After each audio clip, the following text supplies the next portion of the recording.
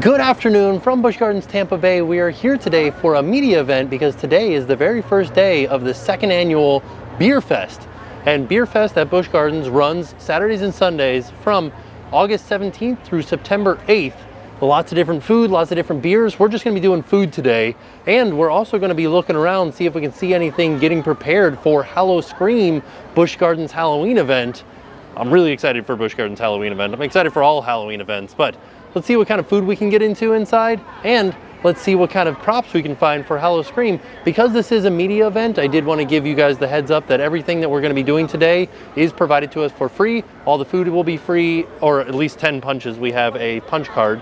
10 punches will be free, and then admission was free for us today. So let's head inside. Ooh, just walking in the front gate, we can see Gwazi through the trees. We still don't have a name for this roller coaster, but it used to be called Gwazi, so that's what we've been calling it. They're replacing it with a Rocky Mountain construction roller coaster. Oh, this is interesting. Part of the thing that they're doing for Gwazi is they're turning it into a hybrid coaster, so that means both wood and steel. And you can see they've started adding some steel to the wood structure right through there. There's even a few more steel support beams inside right here, just near the, I believe that this will be the station where you load, unload. You can see some of the steel members there. So these carnival games are always here, but I thought that this was pretty interesting because, oh, there's the Beer Fest sign right there. That's where we're headed.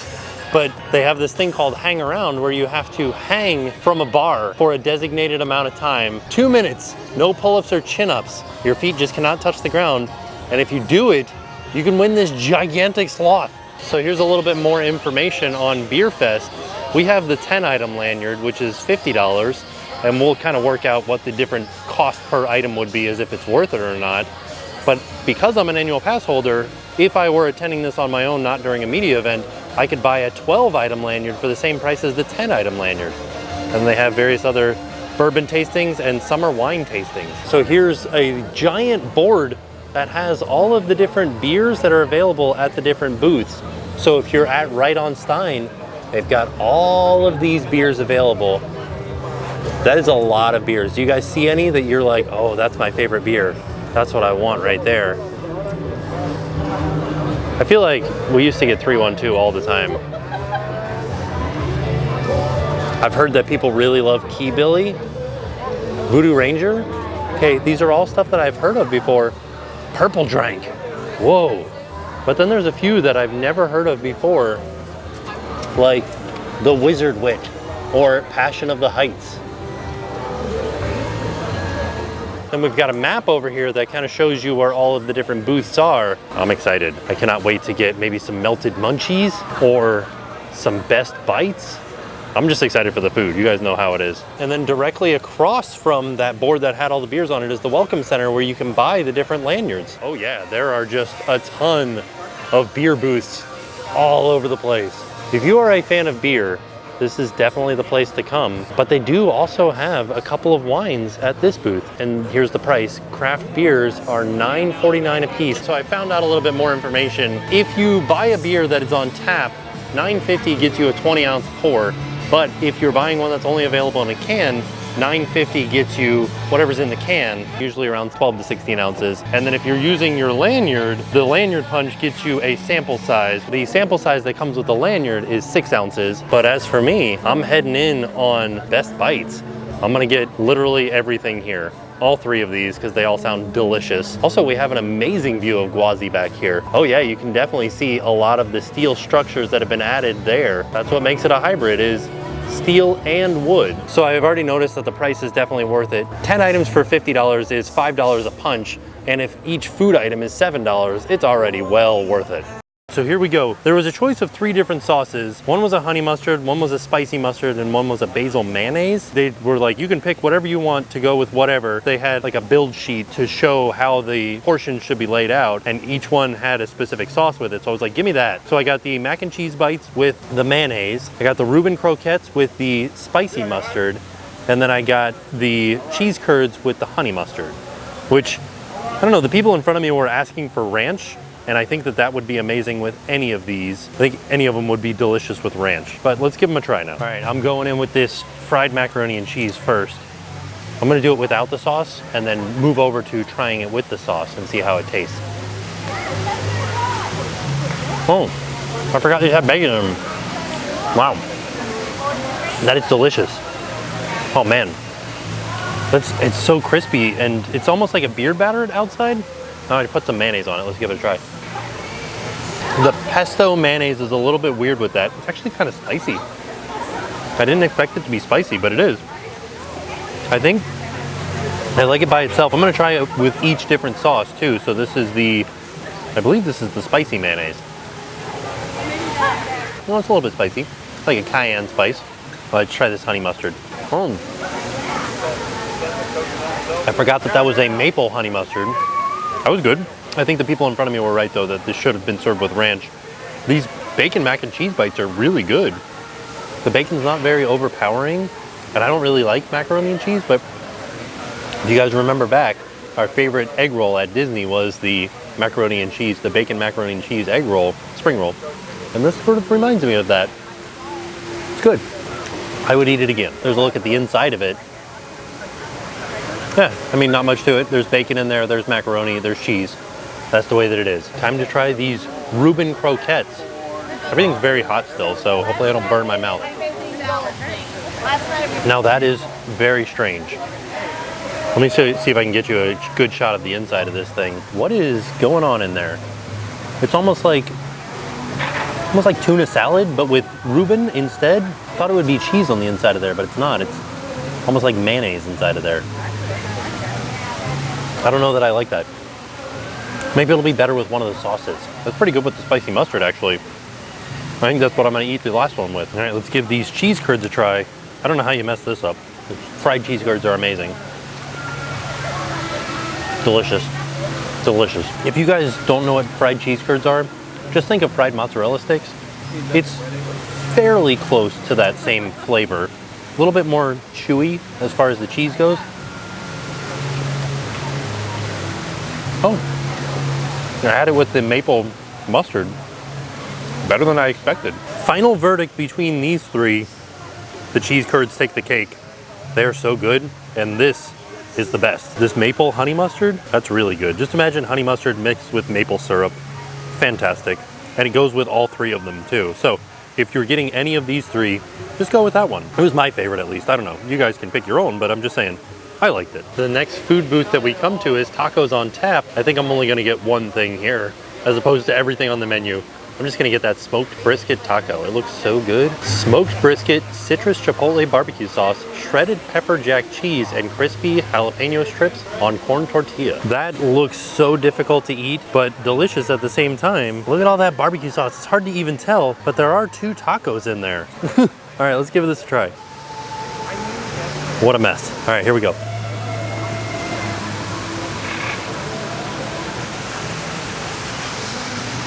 Super messy. The barbecue flavor is really good. I like that you can taste the smokiness of the brisket. The brisket's a little bit tough. The crispy jalapenos are spicy because they're jalapenos. Not as spicy as like a full-out jalapeno though, because there's no, I feel like there's no seeds in there. Like they got the seeds out of there, so it's not as spicy. So a little bit spicy. The jalapenos also give it like a crisp flavor. Does that make any sense? Pretty good. If the brisket was a little bit less chewy, I think I would really, really, really enjoy this. But just the brisket being just a little bit too chewy kind of makes it a little bit, like drops it down a level for me. That may have just been the first bite that was chewy. The second bite, very tender, very delicious. Oh, there's like a coleslaw almost on there too. Maybe that's the crispness that I was tasting earlier. This is pretty good. Pretty spicy though. I'm kind of surprised that everything that I've had so far kind of has a lot of spice to it. It's good. A lot of different flavors. We have reached the end of the walking path because Gwazi Field is not being used for this event, but there is a painting of a beer, like a nice stout here by Matthew Yargis Art. That's amazing. It looks like a photograph and it's giant. Like I've seen photorealistic paintings before, but I've never seen one this big. And then we have another quick view over at Gwazi. Just looks like a structure from up here. We haven't seen any track going on just yet, but we will keep our eye out because you never know, that might show up anytime soon. So although they're not using Gwazi Field, it's not the end of the festival. We're headed a little bit further down this pathway to find some more booths. Beer Festival Seagull? This is pretty interesting though. They have a booth over here called Floats where you can get an adult root beer float, hard coffee float, rosé float. That is so interesting. Oh, okay, good. You can get just like a regular one too. I can get like a root beer float if I wanted to, in a souvenir mug. The next booth is Pub Grub. Some fried chicken wings, some sweet potato fries. I'm probably gonna get these deep fried pretzel sticks because those sound good. Kind of like this festival because all of the food is just very like bar foody. Anything that you would get with the different beers, you can get here. So I just got some fried pretzel sticks with some beer cheese. Also, the lady that rung me up said she liked my Viking Hipster look. What? Do I look like a Viking Hipster? I do have my like silverware attached to my backpack. Maybe that's what she was talking about. There's some people walking around that are spraying people with water to cool them down. It's overcast and rainy today, so I don't know if they're getting a lot of customers. All right, let's give some of these, they call them fried pretzel sticks with some beer cheese. Oh, wow. That's what I'm talking about. The cheese does have a little bit of like an aftertaste of almost like a fake cheese, but that first bite, whew. These are awesome. I can see somebody coming here and getting a couple of beers, some fried pretzel sticks, some beer cheese. I will say this, everything that we have eaten today had cheese on it. So, lots of cheese. Did you guys see the trash can squirrel? Oh, there he is. Thought he was in the trash can, but he jumped out. Oh my, another booth called Melted Munchies. Something tells me there's gonna be cheese over there too. Also, there's a stage here where a band could play, and it looks like they're all set up to play, but nobody's here playing right now. Over here at Melted Munchies, got short rib and brie melt, impossible burger melt, grilled cheesecake melt. Ooh, I'm kind of in the mood for a dessert now. Maybe we'll get this grilled cheesecake melt. You know what I'm gonna do? I'm gonna go around and check out the other booths, kind of work off some of the cheese that we've already eaten, see what else there is. So just to kind of give you guys an idea of what's happened, we started at the Welcome Center. This was the sign. We went through all these. We got some food over here, and then we went down this path. This is where we got our pretzel, like pretzel bites, our fried pretzels. And now we're out here right next to the stage. That's the Melted Munchies booth right there. And then we've got two more booths back here. Let's see what there is. I feel like there's a booth here that we haven't seen yet. We'll have to go back and check on that one because it says it has food as well. Oh, just kidding. I was just a little bit confused. This just means either beer or food as opposed to like merchandise or wine. We've got another one over here called Sips and Sliders. Some nice small hamburgers. Let's see what they've got on the menu. Oh, okay, a bison slider. Schnitzelwich slider, bratwurst slider, flourless chocolate tort. Ooh, served with Guinness-infused whipped cream. Holy cow. All this sounds so delicious. I might have to try that flourless chocolate tort. All right, we've got the last booth here. Looks like frozen and mixed drinks. All these different drinks. It's pretty interesting too because I've never seen frozen drinks in this kind of a machine. Looks like some sort of interesting digital Jack and Coke or frosted wine. I wonder why it has the screen and everything on it. Here's the last booth that we missed on the way in. It's just a couple of beers, but we are really close to an entrance to one of the Hallow Scream houses. This has traditionally been Motel Hell right over here. I might go for a walk around the park, check out some more Hallow Scream stuff, then come back and do some desserts because I'm full of cheese. Very full of cheese. We're heading into the Sesame Street Safari of Fun, and I thought that these things hanging from the trees were spooky things. I don't think they are. I think they played at night in a celebration of 50 years of Sesame Street. They could be spooky, right? Spooky. Look at that. There's Telly Monster up on stage. He's doing a meet and greet right now. You can go up and meet Telly Monster. All right, this is gonna be really hard to see, but we're back here by Tigress. And if you look through the trees right here, you can just barely make out some detail work on a ship. That is one of the props for the haunted house, the Black Spot, here for Hallow Scream. Here's just another view of it. You can just barely make out some windows in the bottom of the frame down there and kind of some broken masts at the top. One of the things that Busch Gardens does that's so unique for Hallow Scream is these bumper cars right here turn into zombie bumper cars. They have people dressed up like zombies in the bumper cars bumping around with you, trying to get you as you're bumper carring around. So the only other thing that I'm seeing for Hallow Scream as I'm walking around is back here next to Sand Serpent. There's a little bit of a facade being built back on the outside of this building here. There are traditionally houses back here. I think that this one is going to be the new house this year called the Residence. Enter the pristine home of the picture-perfect suburban Clark family, but beware of unseen horrors. Once you're invited in, you may never make it out.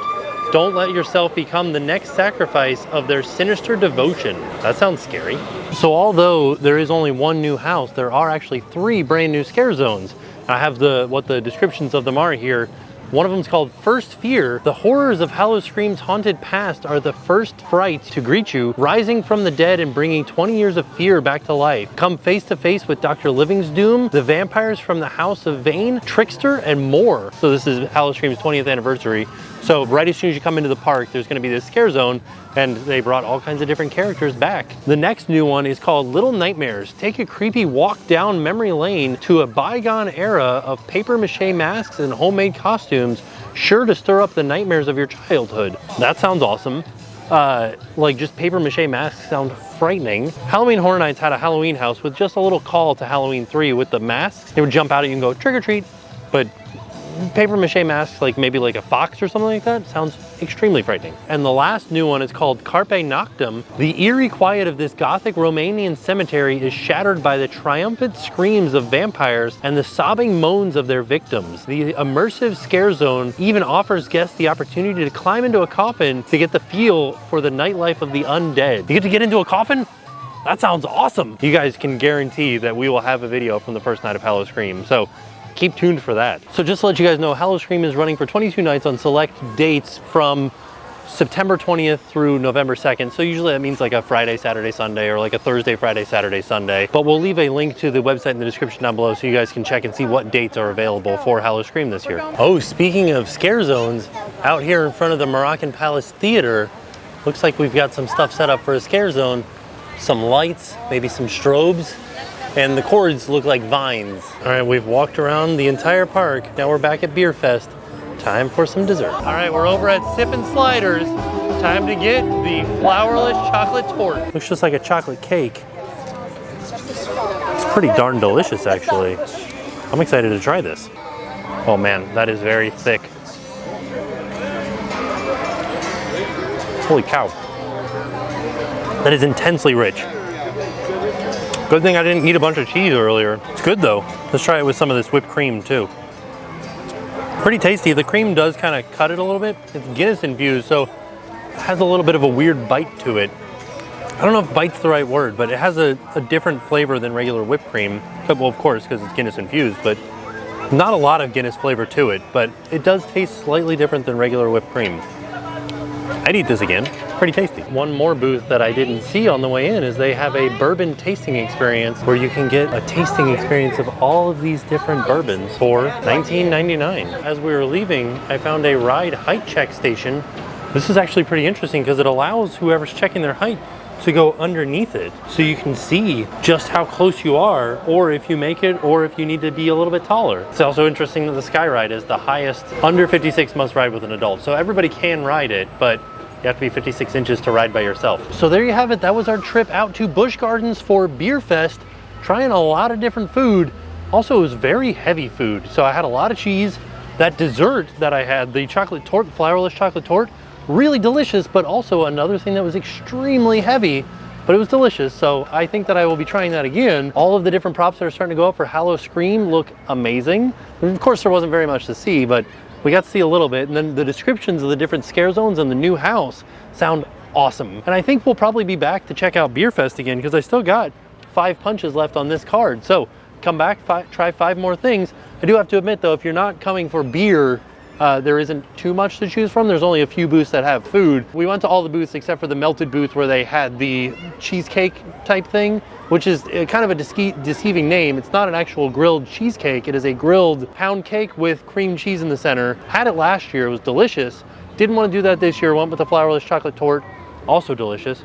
Didn't have a bad thing, but it was very simple food, which makes sense for a beer festival because that's like what you would think for pub or a bar, places that serve beer. You have nice, simple food. So all in all, a fantastic event. Thank you to Busch Gardens for having us out for this media event. And with that being said, we are off. We'll see you guys tomorrow. I'm Stephanie. I'm Kendra. We're from Tampa. And now it's time to pay the price.